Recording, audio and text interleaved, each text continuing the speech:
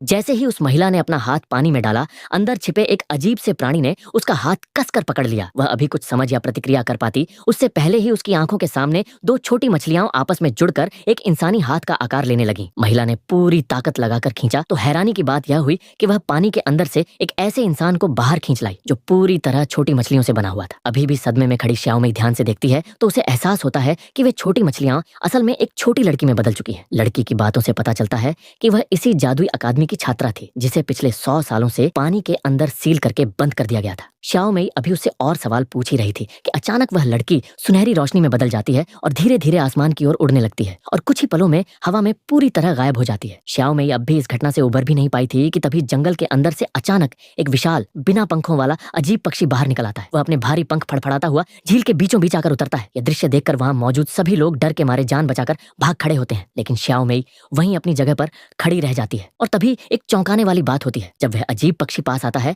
तो वह इंसानों की तरह बोलने लगता है। श्याओमई तुरंत उसे पहचान लेती है क्योंकि वह कभी इसी अकादमी का छात्र हुआ करता था। श्याओमई उसकी मदद करके उसे उसके असली रूप में वापस लाने की कोशिश करती है, लेकिन उसी समय हालात से अनजान एक बड़ा लड़का खुद को हीरो समझकर आगे बढ़ता है। वह श्याओमई को बचाने के चक्कर में अपने हाथ में पकड़ी पवित्र तलवार उस पक्षी की ओर फेंक देता है। तलवार सीधा उस अजीब पक्षी के सीने में जा लगती है। पलक झपकते ही वह पक्षी पूरी तरह टूटकर टुकड़ों में बिखर जाता है। बिना कुछ समझे वह लड़का बड़ी बहादुरी दिखाने के बाद आराम से खाना खाने चला जाता है। लेकिन सवाल यह उठता है कि एक छात्र आखिर राक्षस में कैसे बदल गया। असल में इस जादुई अकादमी में पढ़ाई को दो हिस्सों में बांटा गया है, अच्छाई और बुराई। जो छात्र अच्छाई वाले विभाग से सफलतापूर्वक ग्रेजुएट हो जाता है वह परियों की कहानियों का हीरो बनता है, और जो बुराई वाले विभाग से पास होता है वह एक खतरनाक महाविलेन बन जाता है। लेकिन अगर कोई छात्र कई विषयों में फेल हो जाए तो अपने आप एक जादुई श्राप सक्रिय हो जाता है और वह हमेशा के लिए एक राक्षस में बदलकर इसी अकादमी में फंस जाता है। यहाँ कोई भी छात्र अपनी मर्जी से विभाग नहीं चुन सकता, उसे उसके दिल के अंदर मौजूद अच्छाई और बुराई के आधार पर ही बांटा जाता है। देखने में एक चुड़ैल जैसी लगने वाली श्याओमई को अच्छाई वाले विभाग में रखा जाता है, जबकि उसकी सबसे अच्छी दोस्त सुनहरे बालों वाली लड़की को